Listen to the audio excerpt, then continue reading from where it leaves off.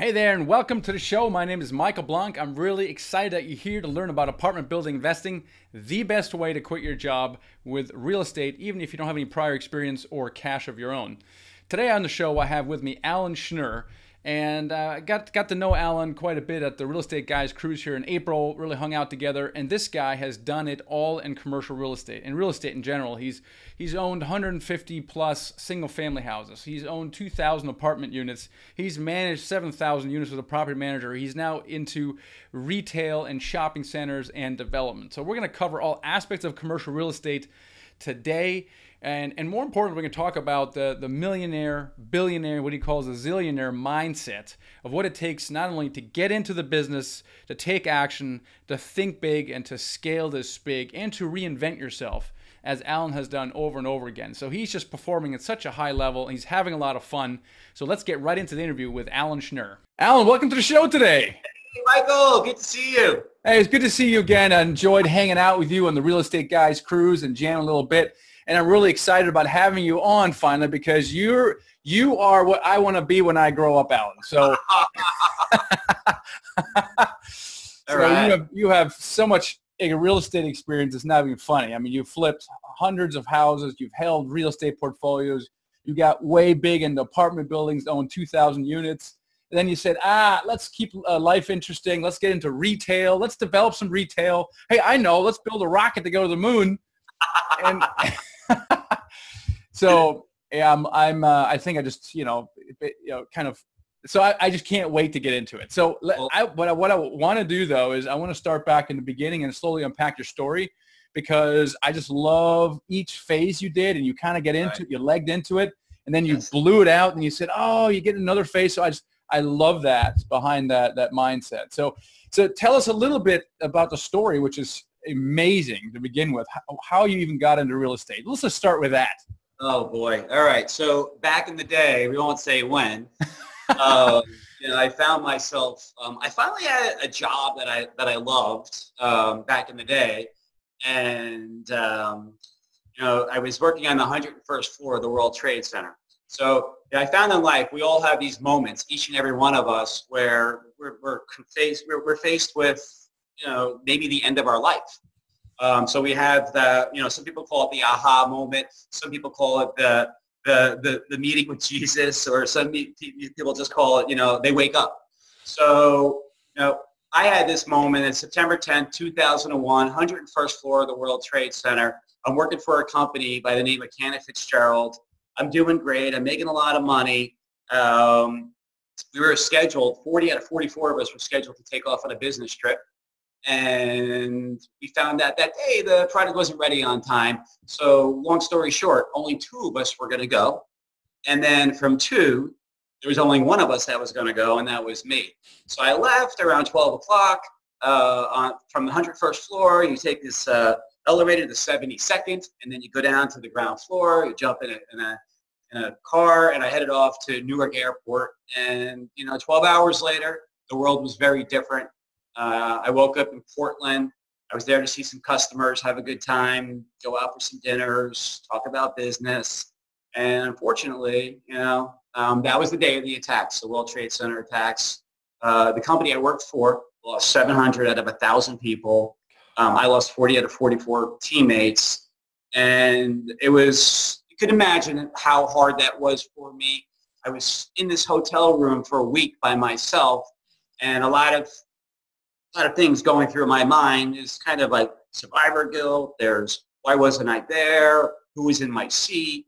Lots of painful moments, but I hit rock bottom. I really hit rock bottom, and I started to rebuild myself. And I started to kind of question myself: what am I doing in my life? Where am I going? What's the big picture? What are my goals? What are my aspirations? Am I going to have a family? Am I going to have kids? Where do I want to live? And I slowed down enough during that week to start answering all those questions and really kind of being conscious of all the emotions. So that was a reawakening for me.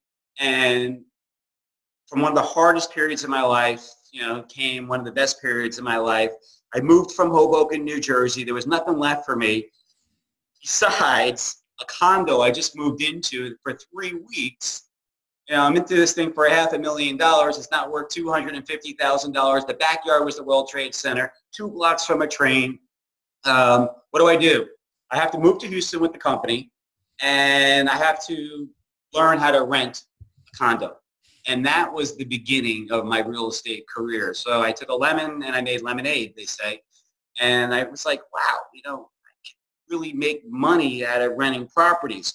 Now, there's a lot more to that horrific, incredible story, but that was my first dive into being a landlord, right?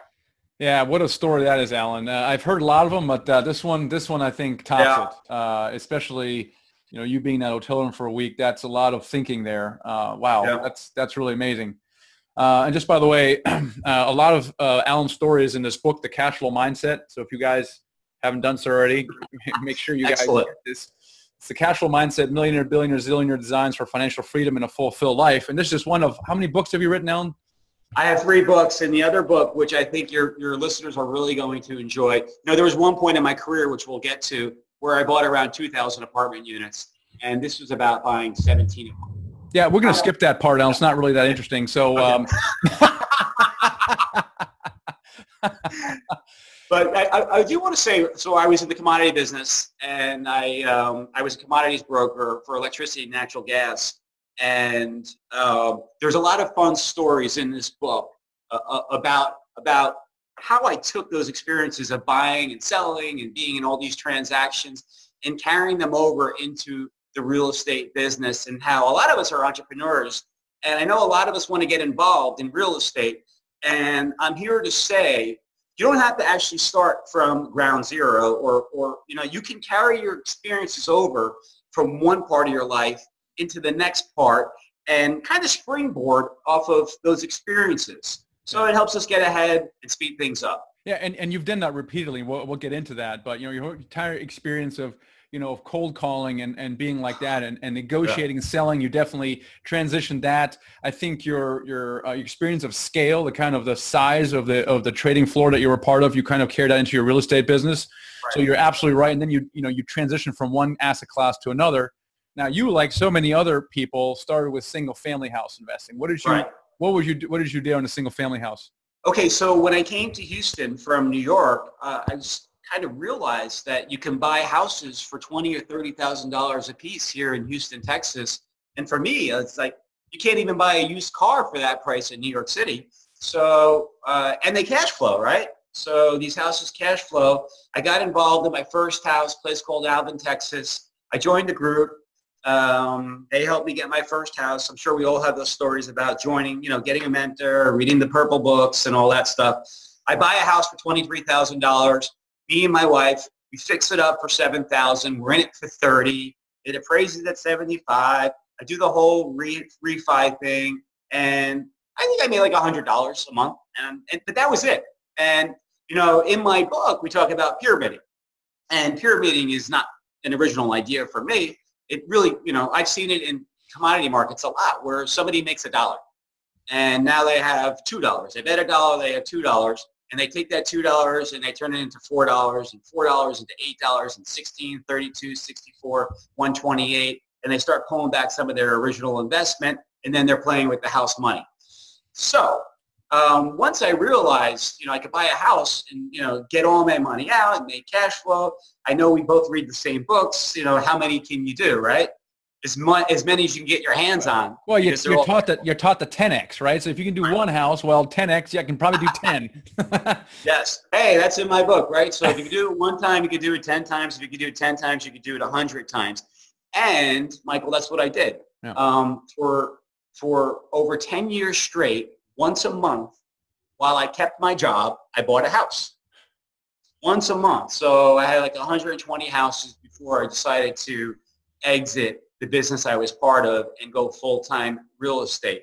But I mean, if you could buy houses for $20,000, $30,000, $40,000, fix them up, refi them, build a rental portfolio. One thing about houses and rental portfolios I'm really a true believer in is scale. You really need scale. 5 or 10 houses around here isn't going to cut it. And even for me, when I had 50 to 75 houses, I needed to get into apartment buildings, but let's not get ahead of ourselves yet. Well, let's get into that. I mean, here's the thing. A lot of Okay. people come to the same conclusion that you have come to, which is scale. Right. And this is why most people get started with single family house investing, not so much because it's necessarily a stepping stone as much as that's kind of where their reality kind of ends. Everybody talks about single family house investing, and then they get into it and they realize that you can't get the scale. And even if I were to get the scale, I would shoot myself trying to manage the entire thing. Okay. So at one point, I mean, you achieved a fairly large scale. So maybe, Alan, you're a slow learner, which is possible. What point did you kind of say, my gosh, I need to scale this with apartment buildings? Why did you come to that conclusion? Yeah, so I call it the 4 Rs: rehab, rent, refi, and repeat.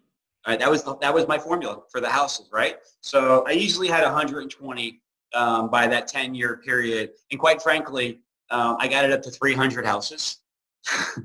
But around the 120, 150 mark, I said to myself, oh my gosh, I don't have the lifestyle that you would think one would have with so many properties, right?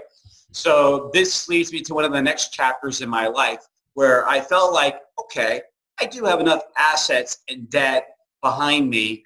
Why don't I stop working that 9-to-5 job and do this full time? So I took off to Japan. I go to Japan every year. I took off for a few months. And I remember the first week where I was kind of rewriting the next 5-year chapter of my life, what I was going to do.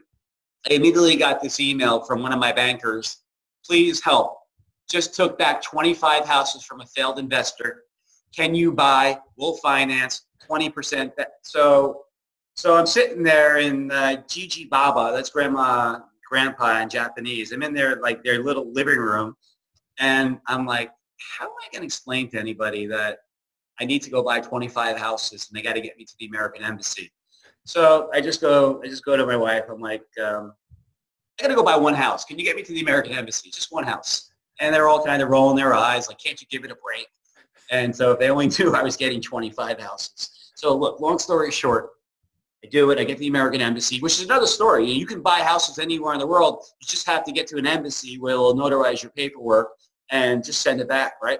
So I get those 25 houses. And that day, I realized $1 million equity gain on my balance sheet from those 25 houses. I paid like 30 and change. They're worth 75 and change in a bad market and really 1 to 150 in a good market. So I'm walking out of there and I'm saying to myself, well, I can't really tell my wife what I just did. She's going to spend $1 million like I really just made it. And we know we're like dairy farmers, right? We're rich in land and poor in cash. So I keep my mouth shut and I met her for lunch. But I do want to add, Michael, I increased my cash flow by $5,000 a month, which is really important for me at that time in my life. So what I do is I meet her for lunch. I'm sitting down, and do you drink sake? Yeah, I love it. Yeah. So it's like this skiji. I'm having some right now. Look at that. Look at this. Look at that. Right. Let me catch my breath with you. So this place is called Skiji. It's a seaport in Tokyo, and we're having lunch there, and kind of like the fish comes right off the dock, so you get some incredible sashimi and sushi. And when she's pouring me some sake, and I'm thinking to myself, how am I ever going to do this again? What are the chances someone's going to call me up from a bank and say, please come take these 25 houses off my hands? So I'm just doing this. I'm looking to the left, houses, and that's me. And I'm looking to the right, and I'm in Tokyo, and I'm seeing apartment buildings. And I'm doing this, and I'm doing this, and I'm feeling the sake, and I'm like, I'll go buy apartment buildings.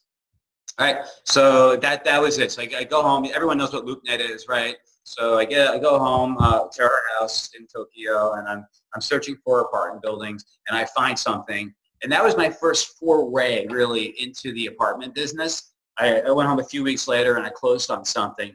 But the apartment business can be very creative as well. Have you ever done like an owner finance deal for apartment buildings?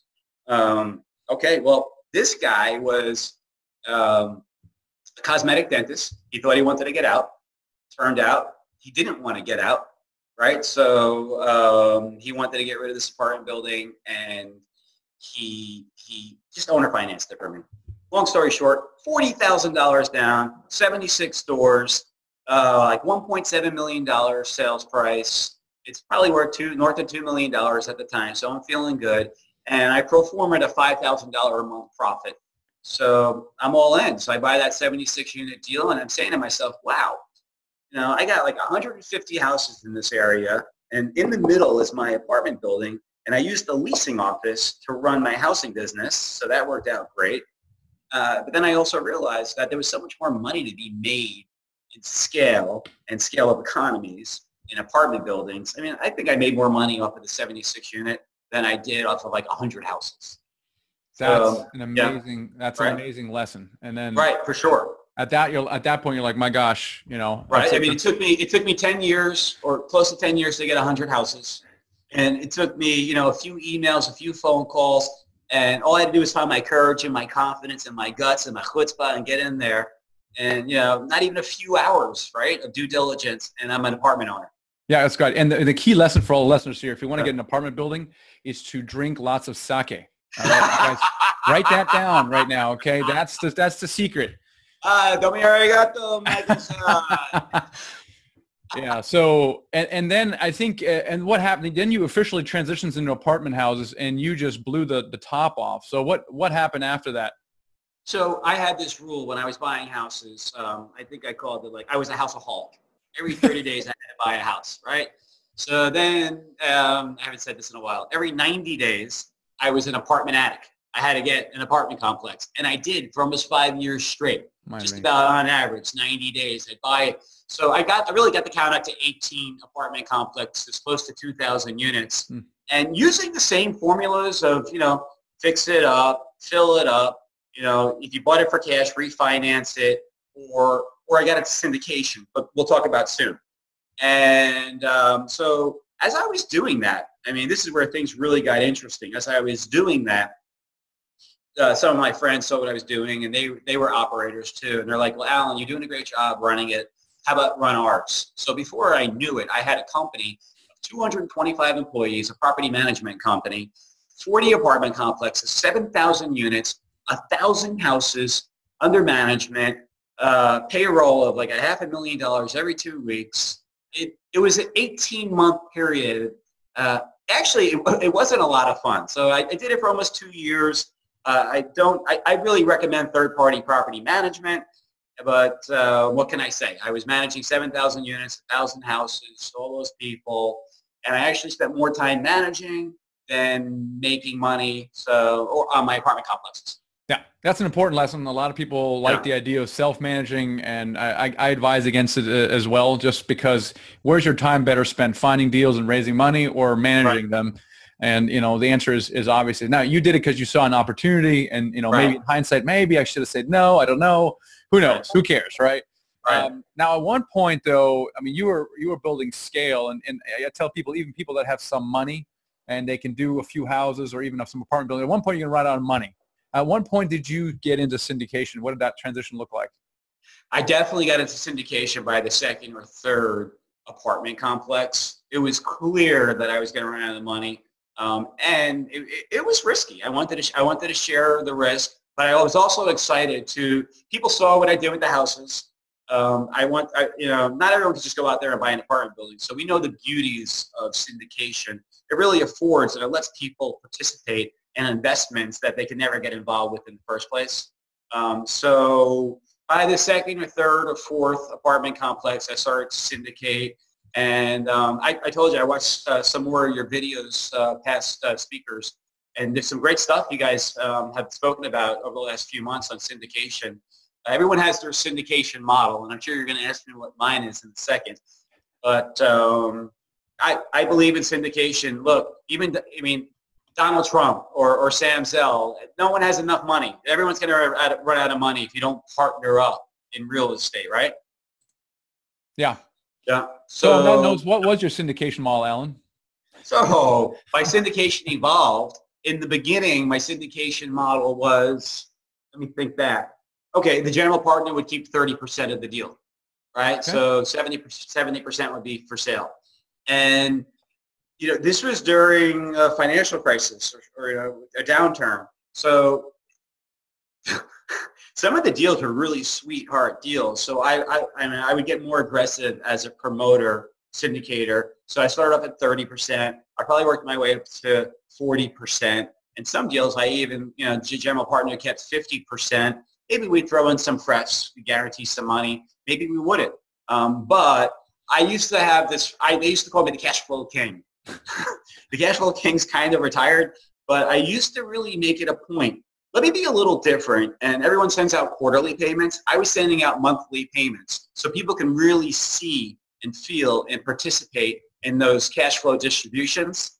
So, so I think I kind of, towards the end of my apartment foray, I probably came in around 30% general partner would keep 70% to the limited partners. Yeah. It's like, we can talk about cap rates as they expand during bad times, a higher rate of return for everybody. Not everyone has to get more than a 10% cash on cash return. So maybe that leaves a little more meat on the bone for the syndicator. But as we're compressing and compressing and compressing, the syndicator has to give back in order for people to make their 8-10% cash on cash return, and then a healthy profit when we kind of sell the asset on the way out. Yeah, that's right. So you've done a bunch of these deals, and I'm going to ask you, what was kind of your best deal, and then of course what was your absolute worst deal? Okay, the best deal, we call it the Bangkok close. So totally a world traveler, and right before I took off to Asia, I think it was probably 3 years ago, one of my brokers, we had lunch. Always say yes to your brokers when they call you, people. So he's like, look, Alan, I know you're not actively trying to sell this one, but let me work it. I have this 1031 buyer. Before I know it, it's like he hooked this fish, and I couldn't believe the numbers on the deal, and I'll explain them really quickly. I bought like 160 unit deal on one side of the street. Okay, I paid $16,000 a unit, and like a year and a half later, that was back in the day, they're worth 35. So then I convinced Goldman Sachs to do a cross-collateralization deal so I could take out the one across the street. No money out of my pocket. So we took out the first lender, and then Goldman Sachs said, okay, now you'll own 160 units on this side and 140 units on the other side, and we'll wrap them up, and we'll call it a 300-unit deal, all right? So what's really interesting about this deal, and it's in my book, it's, we're in this partnership for like 800,000. We bought the first side, right? We did, it was like a 30% capital raise. So it's like 800 or $1 million of the partners that we raised. So I was able to do all this, take us from 160 to 300, and no money out of our pocket. I got a better interest rate. I got a longer amortization schedule. Didn't even affect the cash flows. But not even like a year later, after owning these 300 units together, I was able to sell this deal for $47,000 a door, which, here's what I could just tell you, cold numbers. Cold numbers are, we're in it with debt for $7 million, and we sold it for north of $14 million. So it's called, it really was sick. We call it the Bangkok close because they had to close. They were concerned. They knew I was away.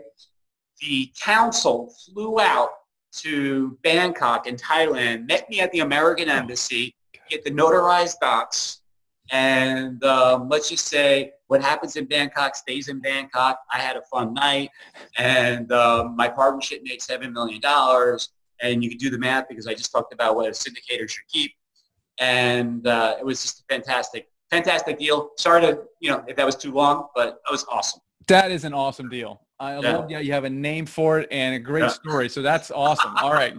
Awesome. All right. Now what about your worst deal? My worst apartment deal. There's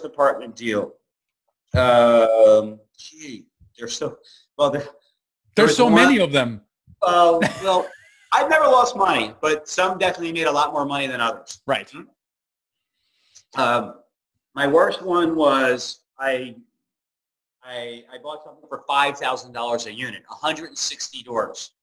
All right, $5,000 a unit, across the street from this big old school, and I buy it, and I'm holding it, and I'm doing this massive rehab. It was all boarded up. It was a U.S. bank foreclosure, and I had to. It's like 15 acres and not the best part of town. You can imagine for $5,000 a unit. I'm doing this deal, and the school closes down. I mean, when does a school close down? It wasn't even like a charter school or anything. Closes down, and the city knocks it down. So now I'm really stranded, and it's a really tough deal to run. It's taken me, I put out 12 condensers on a Monday. By Wednesday, I'm missing 12 condensers. Oh, so, gosh. you know this, yeah, so it was just a tough deal. And, you know, constantly, it's like you can't have one security guard. You have to pay for two at a time. And there was this time where there was this helicopter chase. I'm sitting here, like, having a nice day with my family. And I look up at the screen, and there's this helicopter chase. Everyone's all excited. And then what happens? The car that they're chasing pulls into my parking lot. Guy gets out of his car. He's not even living there. And he runs up. You know, his girlfriend's living there, barricades himself in the door. So my property's on the news for half a day while they get this guy out. So, all right, so that was a big problem. And then a week later, we had this sewer backup. And I'm just like, I've had it with this one. This one's just painful. And I'm sitting there, and I get this phone call, and it's one of my managers. They're like, Juan, there's this backup, and you know, Juan just pulled out tens of hundreds of $100 bills. There was a bank robbery, and they hid the money in the main sewer line. So Homeland Security shows up when they show up wearing black and black cars. That's bad. That's bad. Okay, so but as when it's really bad, it leads to good things, right? Right before, I mean, you know, it's like the universe pushing you and pushing you to see if you can take it. I'm driving away that day, and I'm saying to myself, get me out of this part of town. I want to feel like a human. I want to go to Starbucks, you know, Starbucks. I got to go get a $5 coffee and feel like a human and be treated. So, you know, I feel clean. I walk into Starbucks, and I'm sitting there, and I'm just like, oh, how can I explain this? Is this story real? I mean, I'm this kid from New York City. Yeah, I'm dealing with death. I'm dealing with bodies in dumpsters, bank robberies. I got to get rid of this property. So, but I had an aha moment. The aha moment was, well, why can't I own a Starbucks? What am I doing? Yeah, so I immediately started studying triple net leases, which I'm sure we're about to get into, and higher quality assets. That was the lowest grade quality I ever bought. I never went back that way on a D quality asset again. I sold the building. We made a 5% return. It was close. And for all our listeners out there, someone else did turn it around 2 years later. He took me out for coffee, and he told me how he made a few million off the deal. So you're not always there at the right time. You know, I can tell you about a $7 million story, but you know, I don't always catch them all. And so it goes. And so I love your idea in your book. You talk about kind of reinventing yourself every 5 years, and sure. And the way that you've kind of done it is you really get deep in. I mean, 5 years gives you a good amount of time to really get into something and become very successful in that. And then at that point, you kind of start looking around, going, what else can I do? How can I challenge myself? So we have this kind of rule that every 5 years you want to get into a different business. And I don't know if you architected it that way from the beginning, but certainly as you moved into retail, that was one of those things. So talk about now your decision to move into retail. So there's kind of like three phases, I think, in those 5 year periods. You can break it down into you burn, you learn, and then you earn. All right. And, you know, so, and then maybe you burn out. And I don't believe in complacency. And every time in my life when I got too comfortable, you know, somebody pulled the rug out from under my feet. You know, I have a saying in the book, I always kind of looking over my shoulder like there's another plane coming to hit the building. So when I'm at that Starbucks, I'm saying to myself, okay, well, you know, how do I get involved? And I really started studying about triple net leases. And boy, let me tell you, Michael, it's another world. I mean, it's like an apartment building can have like 40, 50, 60 pages of profit and loss statement, all right? And what's half of that? You were actually just talking about it in one of your videos, and the guys on Bigger Pocket, which were kind of like a 30, 60-second rule on how to analyze an apartment building. Let me tell you how. 50 to 60% of that expenses of every dollar coming in, of every dollar, actually, I thought about, every dollar that comes in on an apartment building. You just ripped that dollar right in half. Now you can't use it anymore.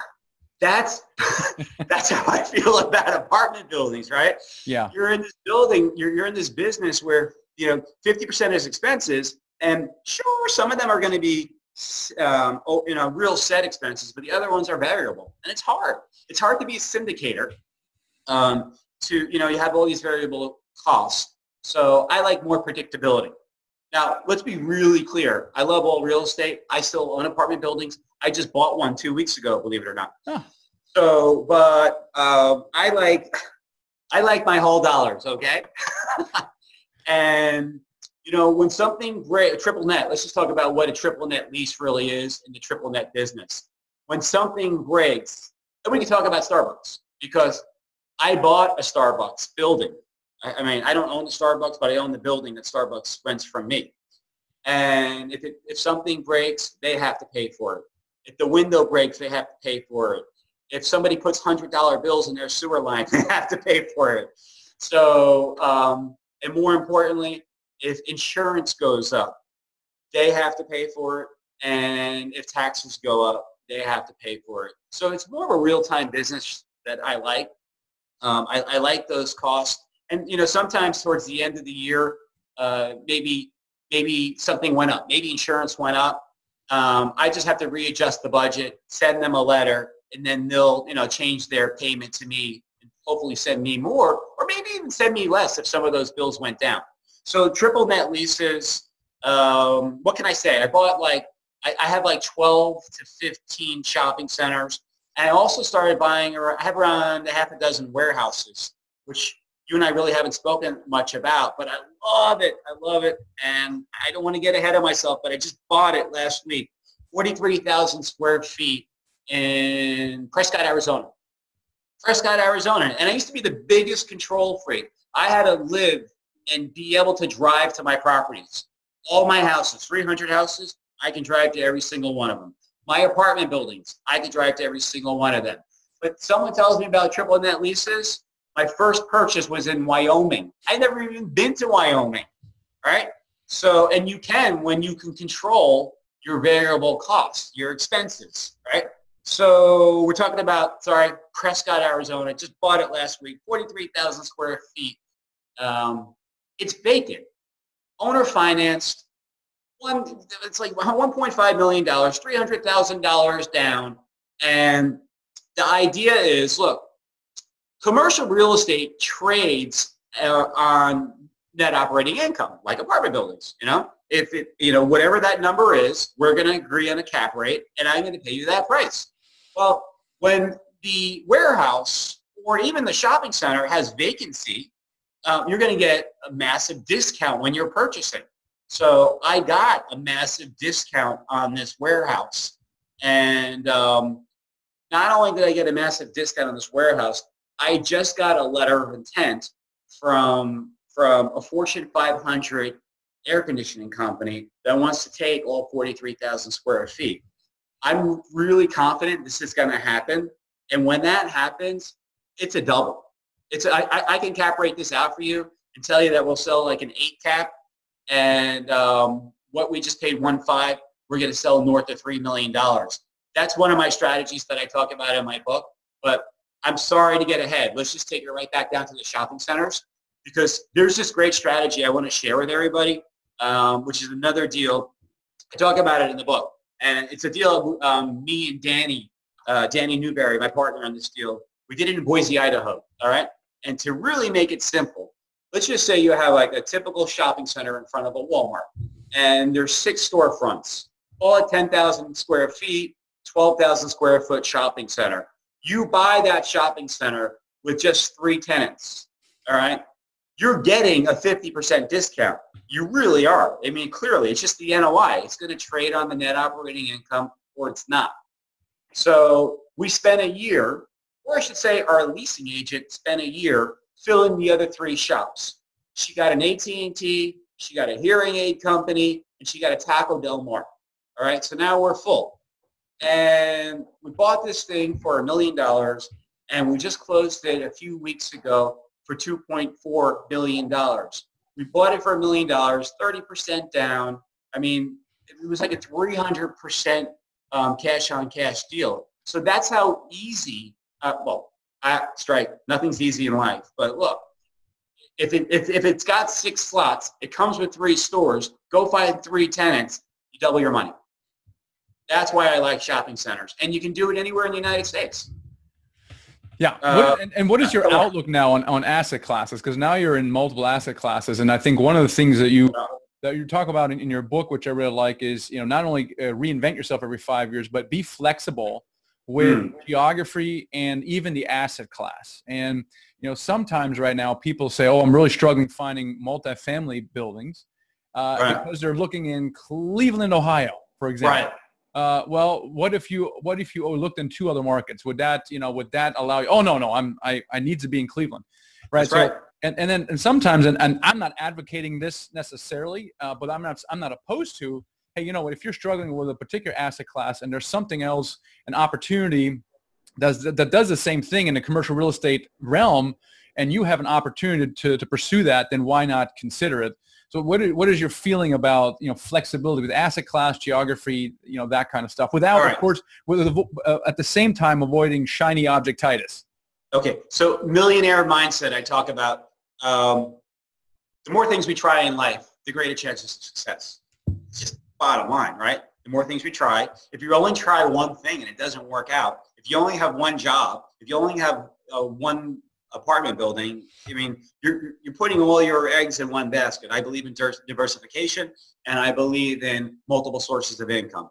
So I get worried. I mean, I agree with these people that own multifamily. I like to live near my stuff. They break. And, we've already talked about, we're not sure what's going to break next. I mean, there's the old joke. How do you change the plumbing in an apartment building?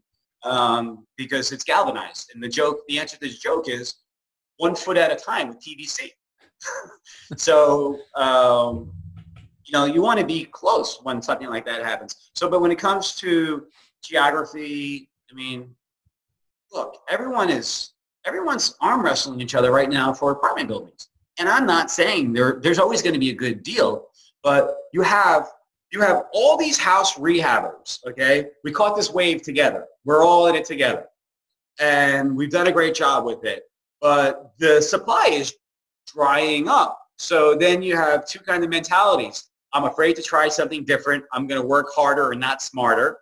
Or the other mentality is, okay, let's try this apartment building thing and start off with a duplex and go to a quad. And then we'll go to a 16, a 32. And that's what I did. I got it to 160, and I kept going and going and going and going. And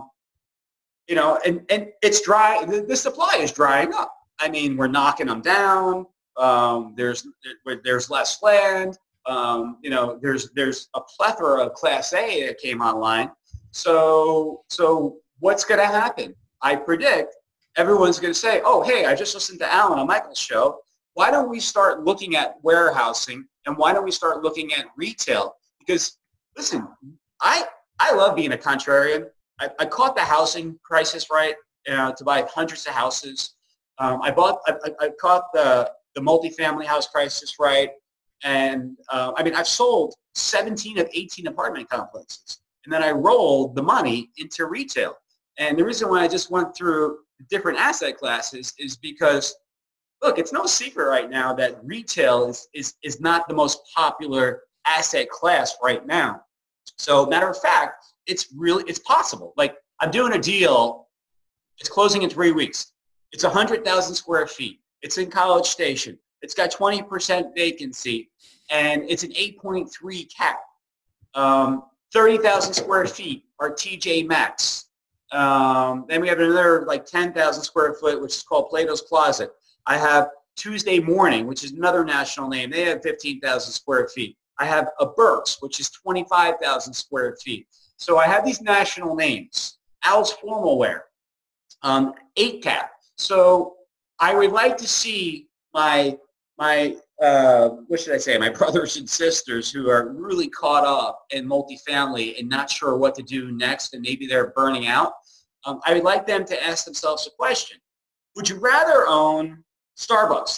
They send me $8,000 a month, one of my tenants. Would you rather own a roster of Starbucks, AT&T, T-Mobile, Taco Del Mar, TJ Maxx? I just keep going on and on and on and on of national names.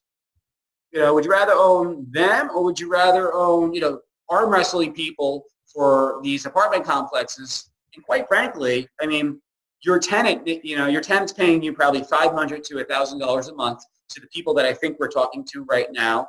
The credit worthiness isn't exactly there. I mean, I just wanted to move on from the guy who mows the lawn or delivers the mail, and nothing's wrong with that. I needed a new challenge, and it's fun. I mean, it's fun talking to GameStop. It's fun talking to, I don't know, Comcast Cable. These are my tenants. So I don't know if I just went off on a tangent, but not so much. Yeah. No, not so much. We all have our own journey, obviously, and you have, I mean, clearly evolved. I mean, you've been doing this for a long time. Now, I don't want to confuse the listener, because there are multiple ways to skin the same cat. There's mobile home parks, there's self-storage, multifamily, retail, warehousing. I mean, it can be a little confusing. Right. But aside from the asset class, what is your recommendation to someone who's really trying to get out of the rat race? Think back to whatever 15, 20 years ago when you were in that situation. What is your advice on how they should get started, what they should do next, the next maybe 30 to 90 days? What's your advice to someone who wants to kind of get into this? Okay, so you got to take action. I know we all talk about it. It might be trite or cliche. You really just have to take action. I love to read. I know you love to read. But sooner or later, you got to put the book down and get out to the property. How do you get involved? We both know there's a plethora of real estate clubs all over the United States right now. They don't even charge you to come in.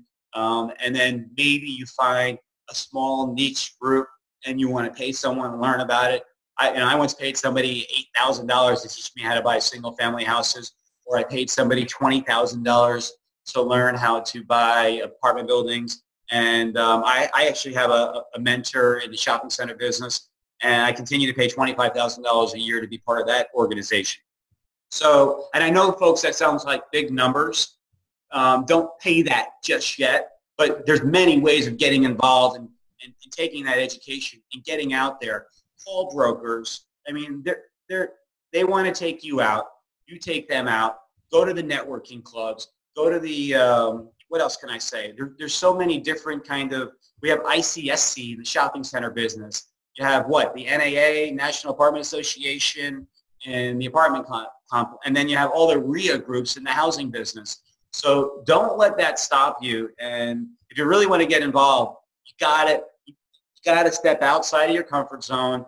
It's like that. It's that pain pleasure thing that we always read about. People prefer to live in the pain because it's too. They don't want to make a change. They're actually afraid to experience the pleasure by getting out of the pain. Yeah, that's right. So two things: after get educated, but really get out there. And I found in talking to people, as my own experience, when you go out and you network and go to these events, all of a sudden you meet someone that changes your entire reality. So really getting out and talking to people, looking at properties, like you said, taking action is probably I think the missing link. There's a lot of people who just read book after book, go to seminar after seminar, and don't actually go out for various different reasons. And you just got to push yourself beyond that. You know what? Be flexible with your asset class. I mean, we're here talking about if it's houses, apartment buildings, shopping centers, warehouses. A wise man once told me there's easy ways of making money in real estate and hard ways of making money in real estate. And I think in life, when you get to a certain age, you got to stop trying to figure out how you're going to get better at something that you suck at and really concentrate on what you're good at. So find out what asset class you're good at and go after it. Yeah, that's very good. Yeah. So Alan, just raising up, what are you really excited about right now? What am I really excited about? Well, I'm really excited about, I'm really excited about syndication. 90 days ago, we bought a 100,000 square foot shopping center. and I syndicated it. It was a $13 million deal, raised like 4.3 million cash. And of course, the bank brought the other debt. And in 3 weeks, I'm getting ready to buy another 100,000 square. So that's 200,000 square feet of retail. Great tenants. The first deal had $925,000 of NOI. The second deal comes with $700,000 of NOI, and I have all this upside. I get to go get these tenants and increase the NOI, and so I'm really excited about retail. I hope everyone can kind of see that as I'm talking with everybody here. I'm excited about education. I'm excited to be on your show. So by the way, and I know you're going to ask the question, how can people reach out? I'm at alanschnur.com, ALANSCHNUR.com. And one of the reasons why I'm jumping to it is I used to have all the books and tapes, and I used to sell it on the stage, and I don't really do that anymore. I give it away for free. So there's probably like 100 hours of videos of apartment stuff and house stuff on my website. Go ahead, check it out. I also always put up all the deals that I do. And I'm always looking for syndication partners. And another way how people can get involved is join a syndication. I mean, I joined, before I bought an apartment building, I joined someone's apartment syndication. And, I kind of observed and I watched and I learned. And that's modeling, right? It's all about modeling. You want to be around the right people and you want to learn and pick up the habits. And, there's so much money to be made. It's not even a competition. Well, you're so successful, Alan, but yet you share it so freely. And you guys definitely check out his website, check out his book, because he's a great teacher. He's done so much. So thank you so much for coming here on the show and sharing your story and your experience. Well, Michael, it's a pleasure, and have a good day. And I look forward to seeing you at, we'll probably be at a Robert Kiyosaki event or something, right? That's right. You never know. Excellent. Have a good day. Bye, everybody. Well, there you have it. Alan Schnur, ladies and gentlemen. What an unbelievable guy, has achieved so much. Really nice guy. Loves to share his knowledge and expertise. So definitely check out his website and consume all this free stuff he's got on there.